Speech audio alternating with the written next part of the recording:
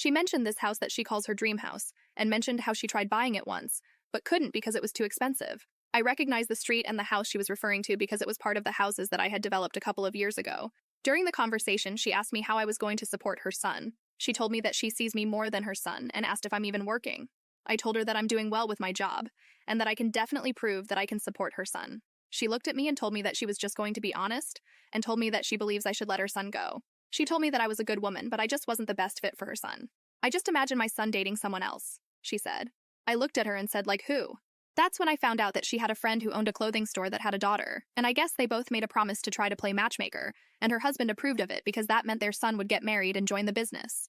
My heart sank. I spent the last couple of months trying to get this woman to like me, but it felt like nothing was working. I told her that I wasn't going to leave her son, and that I would treat her son way better than her friend's daughter could. She laughed while she continued going back to work and told me that her son makes more than me, and that her friend's daughter could triple both of our incomes combined. I looked at her and asked her how she would know if her son was making more than me. She told me that it doesn't take a genius to tell that a lawyer will make more than a real estate agent. I didn't want to argue with her anymore, so I told her that I had to go and pretended that I had somewhere to go that day.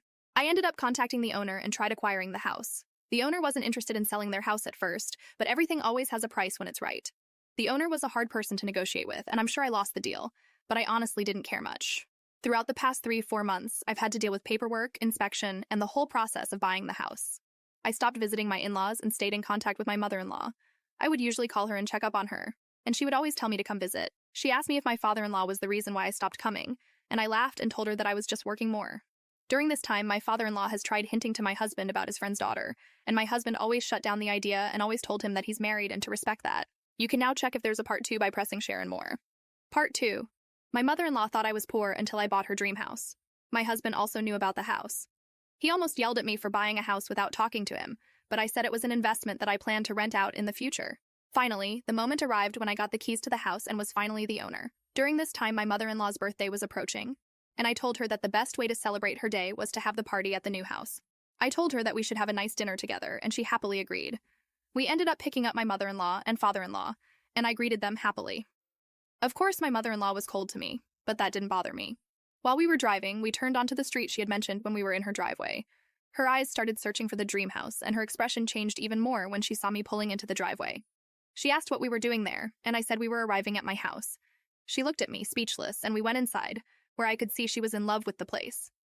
She checked every part of the house, the bedrooms, the garage, the bathrooms. She seemed enchanted by everything. I told her that wasn't her gift, but I had bought a bottle of wine for her. Her smile disappeared, and she asked me why I bought the house. I said I just wanted to show her that I could buy any house I wanted because I had money. Something she had insinuated that I didn't have. She was speechless, especially since the idea of the house being hers simply vanished. I guess you could say I destroyed the old woman's dream. But I knew this was my way of gaining her acceptance, and if I wanted to stay with my husband, it was something I had to do. I told her I was joking and gave her the keys. I said I had paid for everything, and she started to smile. She took the keys and hugged me tightly. I wonder if I made the right choice because I know she only accepted me because of my money. Obviously, that doesn't bother me, because I would trade that for her to accept my relationship with her son. It just makes me think that reality would be completely different.